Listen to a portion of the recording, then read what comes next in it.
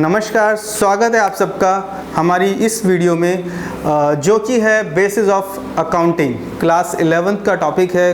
Chapter का नाम आप खुद से देखिएगा क्योंकि अलग अलग बुक में अलग अलग चैप्टर्स के नाम नंबर के से ये दे रखा है, लेकिन इस चैप्टर को समझना, इस टॉपिक को समझना बहुत बहुत ज़रूरी है। इसी से आपको पता लगेगा कि जो अब आप अकाउंटिंग पढ़ने जा रहे हैं उसका जो बेस है वो क्या है। ओके, बहुत पुरानी बात है, जब ईस्ट इंडिया कंपनी आई थी तो वो कुछ चीज़ें अपने साथ अच्छी भी लेके आई और उसी के साथ लेके आया double entry accounting system. Okay, उससे पहले जो हमारे देश के व्यापारी थे वो जो सिस्टम यूज़ करते थे उसको हम कहते हैं सिंगल एंट्री सिस्टम।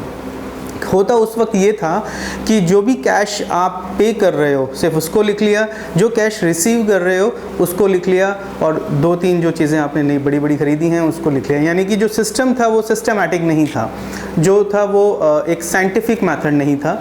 लेकिन क्योंकि अंग्रेज़ों ने तो सारी दुनिया पे राज किया और वो काफ़ी देशों में गए, तो वो इटली भी गए और इटली में उनको एक अकाउंटिंग का सिस्टम दिखा और उसका नाम है double entry accounting system.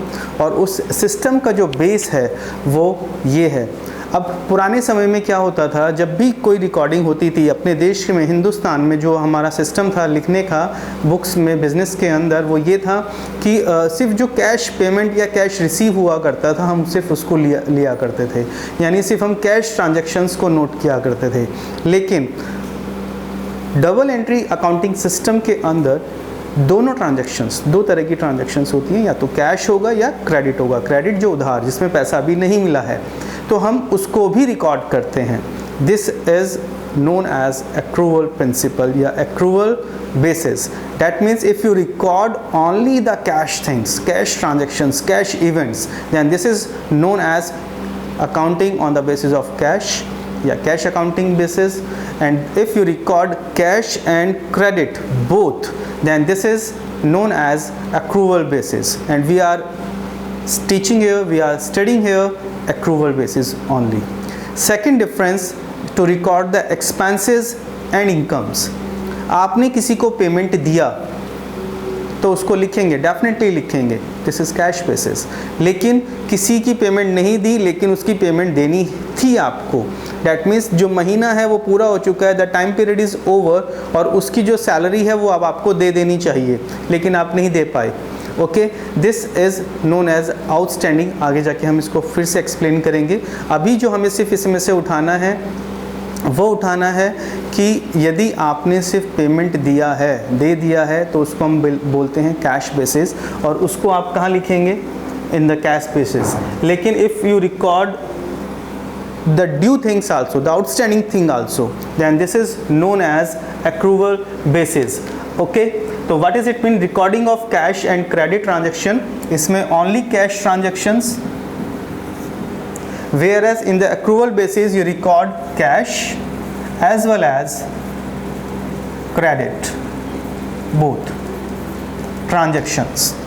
Okay, second difference is recording of income and expenses. इसमें जब कैश पेमेंट होता है या इनकम रिसीव होती है तब आप उसको रिकॉर्ड करते हैं। Okay, whereas in the accrual basis when it is due और अर्न, आपने यदि कोई सर्विस प्रोवाइड कर दी है, दे दी है, इनकम पैसा नहीं मिला है तो भी आप उसको लिखेंगे। This is the second difference. Third difference जिसकी वजह से आप हिंदुस्तान के अंदर डबल एंट्री सीखना कंपलसरी हो जाता है वो है लीगल स्टेटस। कंपनीज एक्ट हमसे ये कहता है कि यदि किसी भी कंपनी का, किसी भी बिजनेस फर्म का एक्रूवल के बेसिस पे आपने यदि नहीं बनाया है अकाउंटिंग तो हम उसको नहीं मानेंगे। ठीक है, ये बिल्कुल उसी तरीके से यदि आपने शादी जो की है वो लीगली शादी करी है तो ही मानी जाएगी, इलीगल्स को हम नहीं मानेंगे। ओके, तो इसलिए भी हमें इसको पढ़ना ज़रूरी हो जाता है। It has no legal status whereas this one is a legal status. Yes, this is legal status. After this is very important, profit को कैलकुलेट करना, because our objective is to calculate profit. याद रखिएगा, हम आगे पीछे कभी फिर किसी वीडियो में इसको फिर से बोलेंगे। What is the objective of accounting? The main purpose of studying the accounting, learning the accounting, preparing the accounting is to calculate the profit and losses of the business and position also. Okay, if you want to find out the correct, ascertain the correct profit or losses of the business, then you follow this accrual basis. वो उसका reason आपको पता लग ही गया होगा, क्योंकि इसमें हम कैश चीज़ें ही लिखते हैं कैश बेसिस में। तो लीगल स्टेटस जो है हमने बता दिया। और if you ascertain the correct profit and losses, तो इसमें तो पॉसिबल नहीं है, not possible, whereas somehow possible. Okay, ascertain हमने वर्ड, प्रॉफिट किसी भी बिजनेस का बहुत ही मुश्किल होता है कैलकुलेट करना, मतलब मुश्किल in the sense correct profit कि हाँ इतना ही प्रॉफिट है, लेकिन फिर भी हम किसी फिगर पे ज़रूर पहुंचना होता है हमें, तो हम एसर्टेन वर्ड यूज़ करते हैं कि हाँ इससे हम जो कैलकुलेट कर रहे हैं वो ठीक है, वो हम ठीक मानते हैं, ये इससे ज़्यादा एक्यूरेट है। और द नेक्स्ट इज़ सूटेबिलिटी, ये कहाँ कहाँ हम इसको अप्लाई करेंगे, कहाँ कहाँ इसको अप्लाई करेंगे। तो जितने भी प्रोफेशनल बॉडीज़ हैं, जैसे डॉक्टर, चार्टर्ड अकाउंटेंट्स, लॉयर्स, वो कैश बेसिस पे अकाउंटिंग अपना पूरा करते हैं। वेयर एज जितनी भी बिजनेस ऑर्गेनाइजेशंस हैं, जितनी भी बिजनेस ऑर्गेनाइजेशन है, they all are prepare their books of accounts on the basis of accrual. Understand? 3 number में, 4 नंबर में, या आगे जो कॉम्पिटिशन्स आपके एग्ज़ाम्स होंगे, या CA आप करेंगे, या BCom यदि आप करते हैं, कोई भी कोर्स यदि अकाउंटिंग से रिलेटेड करते हैं, तो ये आपको बहुत ज़रूरी है सीखना कि what are the different basis of accounting. तो आपका आंसर होगा 2, one is cash basis and another is accrual basis. Beside this is not a scientific method, this is a scientific method. तो यानी अब इन फ्यूचर हम कभी भी बात करते हैं अकाउंटिंग की, डबल एंट्री अकाउंटिंग सिस्टम की, तो हम हमेशा करेंगे एक्रूवल बेसिस, और एक्रूवल बेसिस में हम सारी चीज़ रिकॉर्ड करेंगे अकॉर्डिंग टू द पीरियड।